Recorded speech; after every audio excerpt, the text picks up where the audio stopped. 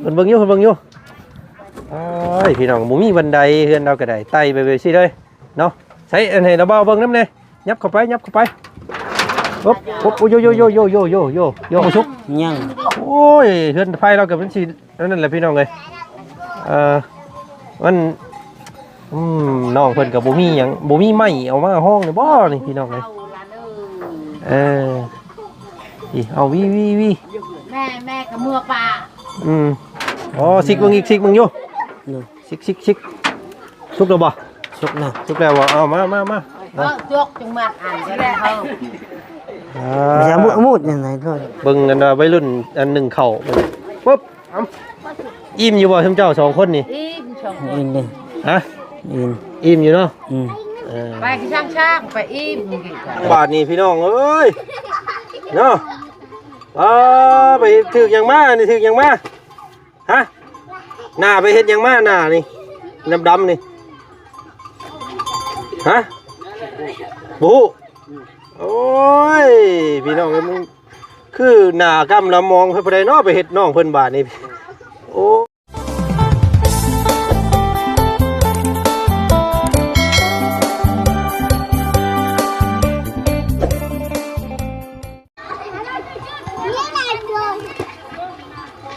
เปิดภาพมาทางพี่น้องไงเนาะคนพื้นคนไฟกุลุกกุกกัวอยู่เอ้ากี่ต้อยไปเฮ็ดอย่างมานี่ว้ายตัวกำลำมองบาดนี่พี่น้องเอ้ยเนาะไปถึกอย่างมานี่ถึกอย่างมาฮะหน้าไปเฮ็ดอย่างมาหน้านี่ดำนี่ฮะบูโอ้ยพี่น้องมึงคือหน้ากำละมองเพิ่นบ่ได้เนาะไปเฮ็ดน้องเพิ่นบาดนี่โอ้ยเนาะสบายดีป้าลุงแน่สบายดีสบายดีเนาะว้าพี่น้องเอ้ยเนาะก็บ่ได้มาเยี่ยมมายามน้องเพิ่น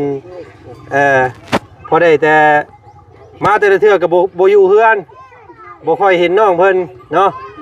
แล้วก็ส่วนหลายก็มีแต่แวะเฮือนน้อง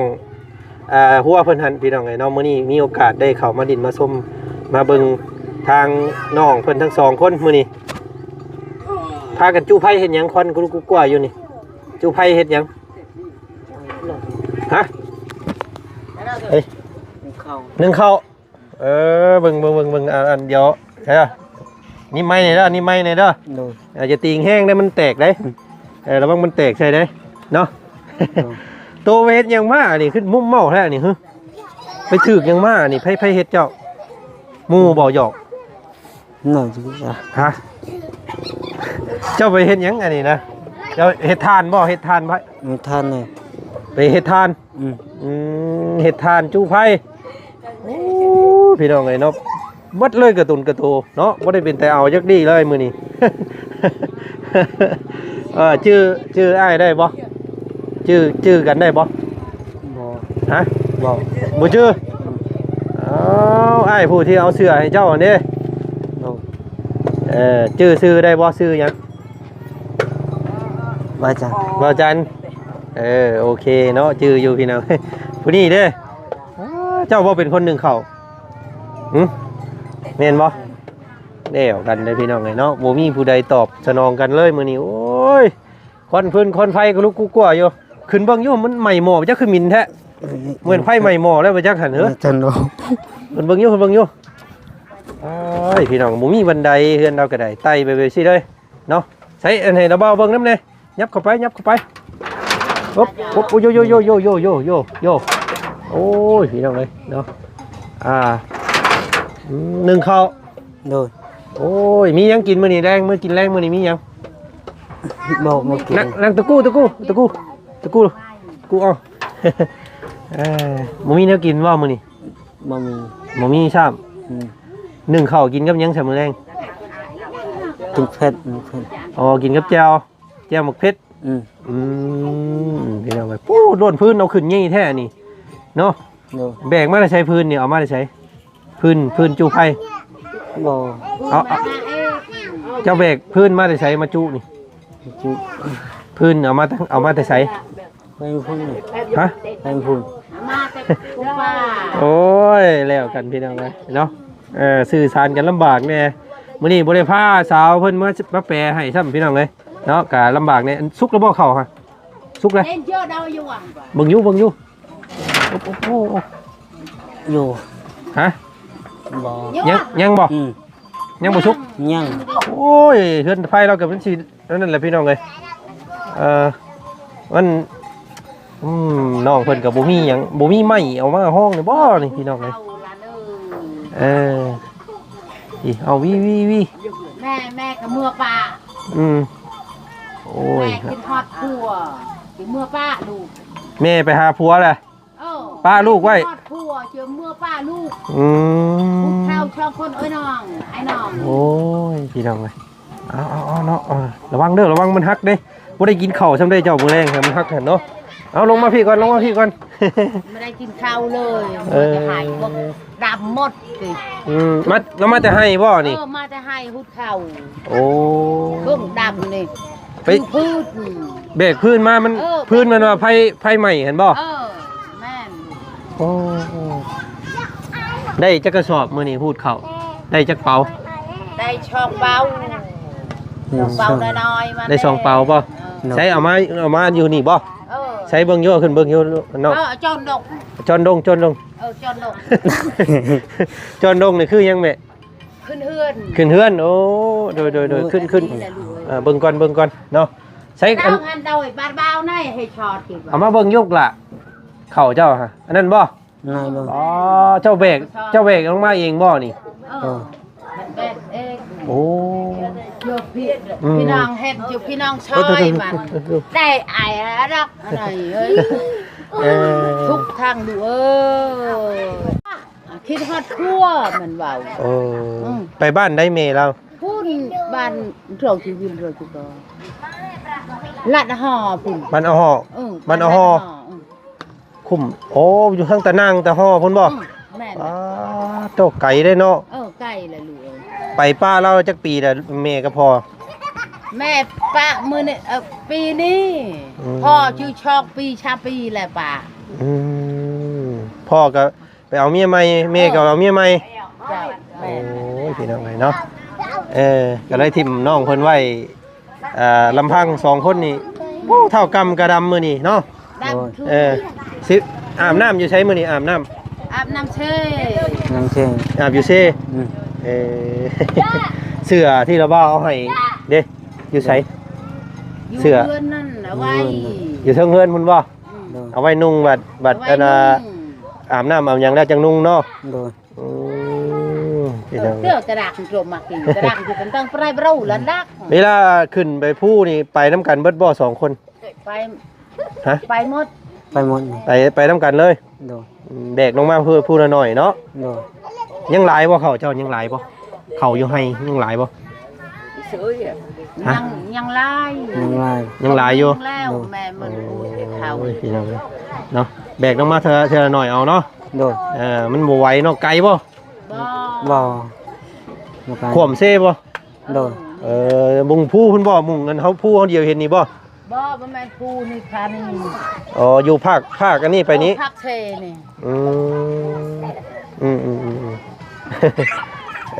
พี่น้องคิดว่าเรามาแต่ใส่คือกำคือมองแท้ว่าซั่นมื้อนี้เนาะ ตามข้าวมันตำเองลูกตำเองบ่เข้านี่ ตำเอง ตำเองบ่ โดย ตำเอง ตำเอง ชอบเนาะ เสื้อนี่เสื้อเอกลักษณ์ของเราได้นี่พี่น้องไงเนาะมาแรกๆกับพวกพ่อมันคือขาดแท้ๆนี่ไปถึกยังมากนี่ถึกขอแท่งมากไปจักเบิ่งอยู่ ถึกไม้ก็ไปหาไม้ ชื่อ ไม่เกาะเนาะไม่เกาะบ่ ไม่เกาะ โอ้ย ไม่เกาะไปหาไม้ หมูมีแนวกินมื้อนี้เนาะ บ่มี กินแจ่วหมกพริกมื้อนี้ กินแจ่มพิษอย่าหาไม้เจอบ่แพ้เอาเดียวแล้วเบาสิให้เจ้าช่วยเข้าให้เบิ่งแน่ได้บ่ ได้ เนาะ โดย สุกแล้วบ่เข้าสุกแล้วสุกแล้วบ่ เจนเชื่อยั่วเดาเองไป อยู่ เบิ่งไปเบิ่งอยู่ เจนยิง เอามาช่วยเข้าให้เบิ่งได้ไว้ จอนยิง ยิงจะจกเดาเองถ้ามันไป เนาะเพื่อนเราก็โอ้ยพี่น้องก็สัตว์อัตคัดเนาะโยกขึ้นไปนี่สมบ่เพื่อนวัยรุ่นอยู่นี่ปุ๊บ บ่มี ฮะ บ่มี ยังบ่ บ่หยัง สุกแล้วบ่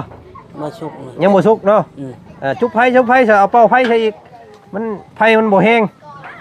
อยู่ในเกล่า เอาเป่าไฟขึ้นอีกเนาะวางได้ระวังลุ่มได้คอยระยานเฮือนเราฮักเด้พี่น้องเลยเนาะนี่ซิกอุ๊บอุ๊บ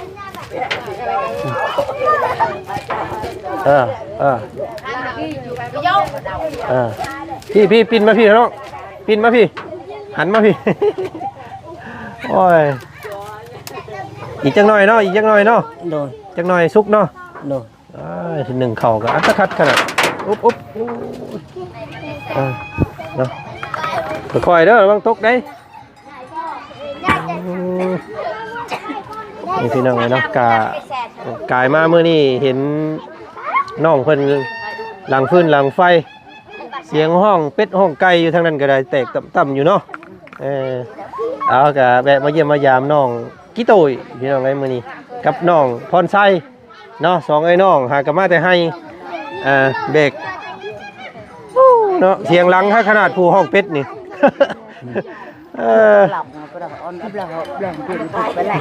เป็ดโมเมนต์มันเฮียแล้วปะจักป้าเด้อครับเราเพิ่นมาทุกไม่ต้องหลับก็เอาเพิ่นมาทุกไอ้เด้อพี่น้องไงหาห้องเป็ดห้องไก่อยู่เสียงสนั่นวันไหวอยู่ทั้งนั้นเนาะอันเจ้าเป็นหยังกับอันเล่าเฮาป้าเป็นป้าบ่ป้าทางใดทางพ่อหรือทางแม่ทางแม่อ๋อเป็นอันแม่เล่าเนี่ยเป็นน้องเจ้าเนาะเป็นน้องเฮาโอ้เฮือนเจ้าอยู่ทางใดเฮือนเจ้านี่เฮือนเฮาพอได้เจ้านี่ได้เบิ่งแยงเนาะคอยนี่เบิ่งแยงดูให้มันนึ่งข้าวจะเฮาไปพุกแต่เช้าไปหุดเข่ายันบ่ทันเหือเข่าเวลาไปหุดนี่ก็ต้องขี่เหือข้ามอีกบ่โอ้ลำบากได้สิพี่น้องลำบากเฮานี่เป็นโทษได้ไปพุกแต่เช้าเวลาเพิ่นเฮ็ดให้นี่เพิ่นเฮ็ดน้ำไผเพิ่นเฮ็ดเองเพิ่นบ่เองก็ดีซักเองไปทางเองเนาะทางเองซักเองคือบ่ให้เราเฮ็ดน้ำเจ้ามันบ่อยากไปอยากเฮ็ดเดียวมันว่าอยากเฮ็ดแต่ครอบครัวเราเนาะสิได้ไว้อันนี้ผู้เป็นป้าเนาะผู้เป็นเอื้อยของแม่เราว่าซั่นซะเพิ่นเป็นหยังคือว่าอย่าห่างกันพ่อแม่เรานี่พอมันบ่อยากได้แม่มันที่ป้ากันป้าพี่น้องแล้วลูก2คนนี่บ่ครับผู้หนึ่งอยู่กับระบาวผู้หญิงบ่คือผู้ชายหมดผู้ชายเบิด3เลยยังแต่2คนนี่เนาะอยู่นี่เนาะพี่น้องกะฝากเบิ่งน้องเพิ่นนี่แหละเด้อเด้อลูกเฮาหลานเฮานี่แหละเนาะสิเป็นมีแต่บอกเพิ่นนี่แหละลูกนางเฮาบอกแย่งบ่ให้เพิ่นดินหืดดินยาหั่นแหละเนาะบอกตลอดมันอย่าไปเฮ็ดยันมันบ่พักลูกเอ้ยแต่หาบอกตลอดบ่ให้กินยากินยังบ่ให้เลยบ่ให้เฮ็ดเด้อตัวนั้นเนาะเฮ็ดชวนเฮ็ดให้เฮ็ดสวนเลี้ยงตัวเองชวนเฮาอย่าไปยุ่งกับสิ่งเสพติดรายการพี่น้องเนาะเด้อน้องเด้อเนาะบ่ต้องดินหืดดินยาเด้อมันบ่ดีเฮาจะงวยเฮาจะแดงบากจะมันไปอันนั้นเอาไงคำว่าเจ้าดินแล้วเท่าไอ้ตาระนะบ่เพิ่นสิเอาไปอยู่คุกอยู่ข้างคุณเนาะบ่ดีดูมันเนาะผมบ่อยากตัดบ่ผมเจ้าบ่ตัดบ่ฮะอยากตัดอยู่บ่เราว่าสิตัดให้คำสิตัดเราว่าตัดผมเป็นอยู่ได้เอาบ่ชักมือเด้อยังตัดเนาะแล้วเวียกแล้วงานเจ้าเดี๋ยวว่าสิตัดให้เด้อกี่โตยเด้อท่านเนาะกี่โตยกับให้ตัดผมให้เจ้าคนในบ้านนี่คนบ้านคนแทให้ได้แทหัวโล้นได้บ่เนาะมุมเมามันว่าเนี่ยบ่มีชบูบ่มีน้ำหอมแม่สิตัดเดี๋ยวเราเว้าสิถามแน่เวลาเจ้าไปอาบน้ำสบู่ยาสีฟันอย่างนี้อยู่บ่ฮะบ่มีบ่ใช้มีบ่มาเบิ่งเลยบ่มีบ่เอาสบู่บ่ได้ซะเลยบ่ซั่นบ่ยาสีฟันเด้นี่บ่ โอ้ยิ่งแขวบางเยอะ cái nha cái nha hơn ใช่ เอาcái nha แขวกับขาวอยู่นี่เราจะเอายังสักทีเป็น เอาดินทราย แล้วเอาดินทรายบ่โอ้ดินทรายสูแต่ละมือ ดินทราย บ่เทพพลชัยเจ้าคือกันบ่ แย่งcái này บ่มีเจ้ากันเนาะ มีหมด น้องกับบ่ปากอ้ายก็เว้าบ่เป็นโอ้ยพี่น้องอยู่ร่วมกันบาดนี้เนาะซ้ำกันดี แม่ เด้อ ก็คือกันได้รวย ฮะ แม่มันก็คือกันแบบนี้แหละ แม่ก็บ่เว้าไปนี่บ่ แบบนี้แหละไม่ได้เบาเลยไม่ได้เมาอย่าง Coi tuổi mẹ. ไม่ได้ปากไม่ได้เบาเลยแม่ โอ้ยเนาะเอาระบามาเยี่ยมซื่อๆมื้อนี้เนาะ โดย มื้อหน้ามื้อในสิแวะมาเยี่ยมใหม่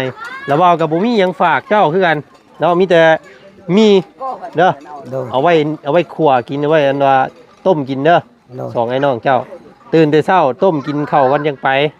เด้อ โดย เนาะโอ้ยพี่น้องเอ้ยข้ามไปนี่ขี่เรือนี่เพิ่นให้ขี่ซื่อๆบ่คือจ้าง พี่ชื่อเมื่อเอ้ยน้องเมื่อเฮาเลยกิน เออเอาจังซั่นระเบาซอยของกินเจ้าเด้อ นุบมือเนาะขอบใจซั่น สบายดี สบายเอาไว้เด้อเอาไว้กินเด้ออืม แต่มันเริ่มมากกว่าผู้ใหญ่ญาติดูเหมือนแบบ เนาะพูดแล้วช่วยเข้าบ้านนี้ให้เบิ่งได้ เป้าเอาไปจวกเดาอีกนี่เดาอีก ย่านเด้พี่น้องเอ้ยมื้อนี้สิไปช่วยเข้าแต่ละเทื่อต้อง ป้าน้ำชูให้ มันชกสิฮักแท้นี่เนาะโอ้ยเรื่องรางอยู่พี่น้องเอ้ย ป้าชูเลยเจ้าสุกแล้วบ่ครับสุกแล้วก็เอามาเลยเฮ้ยเบิ่งอยู่หั่นอ๋อซิกเบิ่งอีกซิกเบิ่งอยู่ โดย ซิกสุกแล้วบ่ สุกแล้ว สุกแล้วบ่เอามา ป้าจวกจังมัดอ่านก็ได้เขา ไม่ใช่มุดยังไงโทษครับ พี่เอามาช่วยอยู่นี่นายไม่จวกปะนายไอ้เลยจวกคือ เนาะโอ้เบิ่งกันว่าวัยรุ่นอันหนึ่งเข่าปุ๊บ โอ้ย ไอ้บวกก็ร้อย อ๋อเบิ่งกันเข่าแล้วทีนี้เข่าให้ได้นี่เนาะแม่เนาะ เขาให้ เข่าเล่ๆเข่าให้เข่ามิดใหญ่ๆนี่แหละพี่น้องเอ้ย เขานี่ตำชอยมัน อืม ชอยอีต้นมันจิตำชอยหลาน ลูกหลานเฮาเนาะแม่เนาะ เจ้า มีแต่เจ้านี่แหละเป็นผู้ใหญ่เบิ่งเพิ่นแน่พี่น้องเอ้ยเป็นโทษแล้ว ไปจะนึ่งให้มันเขายานขึ้นเหือดเขาปลุกตลอดกูมือ ขึ้นไปนี่ก็ฮักแล้วได้นี่เจ้าขึ้น เอ้ยเฮาเป็นใหญ่ เอาสวยครับอิ่มอยู่บ่ทั้งเจ้าสองคนนี่ อิ่มชม อินเลย ฮะ อิน อิ่มอยู่เนาะ ไปที่ช่างไปอิ่มกินกัน กระดาษคุณโยมมาไกล บางคำเรากับพังบ่เข้าใจพี่น้องบางคำก็เข้าใจเนาะ này đôi điệp đàn này nhẹ nhàng mà hôi là chết là thì chơi nhẹ thì là bừng cái nhẹ thì tê cha thì tê bao đây ผู้น้องก็ chui ta ca chưa có bao mai นี่ใดพี่น้องไงเนาะบ่เข้าใจน้องเพิ่นเนาะบ่เว้าบ่หยังนะพี่น้องเลยเนาะบ่ถามก็บ่ตอบบางคำก็เว้าบ่เข้าใจ นี่là làm được แม่ มันก็บ่ปากบ่เว้าเลยถ้าละแม่มันอยู่นำกันล่ะฉันได้ข้าวมากินหมดข้าวไม่ได้จ้องเลยให้ลูก โอ้แม่เพิ่นนั่นแหละใช่อันนี้สิหำติ๊บข้าวบ่มีบ่ บ่ ฮะ บ่มี บ่มีเอาป้าไว้นั่นบ่ซั่นโอ้พี่น้องเอ้ยบ่มีข้าวบ่มีติ๊บข้าว มีตึบข้าวก็บ่มีเอาไว้อยู่ ช่วยแล้วเอาไว้ซั่นเลยโอ้ยตายแล้วพี่น้องเอ้ยเนาะติ๊บข้าวติ๊บน้ำก็บ่มี บ่มีคอยยาให้คอยก็บ่มีคือกัน เอาเนาะพี่น้องเนาะมาพี่เสียบังคับวันนี้ไอ้สีเมื่อป้าก่อนได้บัดนี้เด้อเนาะ อ้าวไปขอบใจ ลงมาพี่ ใช่เลย ไปหาอาบน้ำเด้อบัดนี้เด้อตัว โดย ไปโหลดอยู่ห้วยคุณบ่ โดย บ่มีเนาะสบู่เนาะ บ่มีเลย โอ้มื้อหน้าเด้อเราบ่สิซื้อมาให้เด้อ โดย ซื้อมาให้เด้อซุในเด้อสบู่เด้อ โดย กินโตมินเมื่อไหร่หั่นเนาะ โดย เบิ่งอยู่หั่นมันยังโตไปถึกได้กูก็เรียกแท้เนาะเบิ่งมุมเมาบ่เลยพี่น้องเอ้ย ลูกเมาก็ถูกแต่คือพื้นน่ะคือเขาน่ะ พื้นกับพื้นไฟใหม่เนาะ คือใครมา โอ้ยเนาะ เอาโอเคเสร็จแล้วพี่แล้วน้องเนี่ยขอบใจเด้อสันเนาะน้องมือขอบใจสบายดีเนาะ จักปีเลย 7 ปี ฮะ 7 ปี จักปีเจ้าน่ะ โอ้โหเลย โมโหบ่ ไกลแล้วเอ้ยประมาณ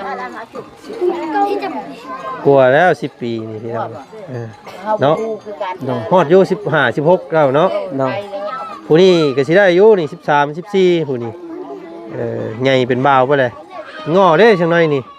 เนาะไผได้สิแต่งเมียให้เนาะ เนาะ เดี๋ยวสิฆ่าข้อป้าเราอีกคือเก่าได้นี่เนาะ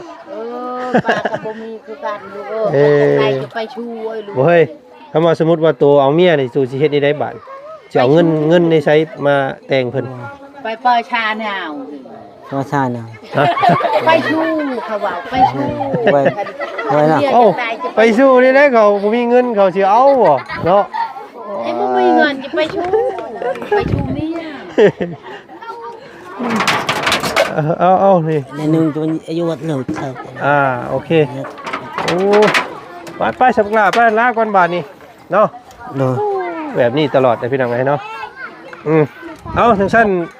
ไอ้ลาก่อนเด้อพวกลาเด้อมื้อนี้เดี๋ยวมื้อหน้าสิมาดินน้ำใหม่เด้อ เนาะ มื้อนี้สบายดีเนาะ สบายดี สบายดีแท้พ้นไส้โอ้ยพี่น้องเนาะเอามีต้มกินเด้อเอาปั่นเมป้าเพิ่นเด้อให้เมป้ากินน้ำเด้อ ฟันกะยาลูกเอ้ย คะแนนเรากุ้มแล้วเนาะ บิลานกินแล้วชะทุลูกเอ้ย อันนี้ก็เป็นดินดาวบ่ ดินลาว